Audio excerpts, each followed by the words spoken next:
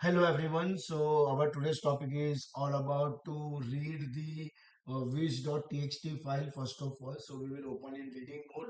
Then we will check the length, that how many lines are there in the given file using the len length function.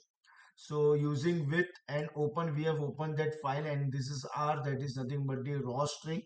Okay, if you want, you can write here a path also, E drive, D drive, if your file is in some other location. As and we are writing fp as a name, then lines equal to length. So whatever our answer of length, that we are storing in the lines. So length of this dot read lines, and we will store that answer in lines, and when we are printing lines, it will print how many numbers of lines are there in that file. So control s and f5.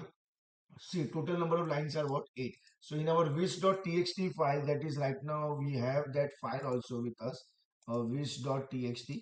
That is this one. So 1, 2, 3, 4, 5, 6, 7, and 8. So total 8 lines are there.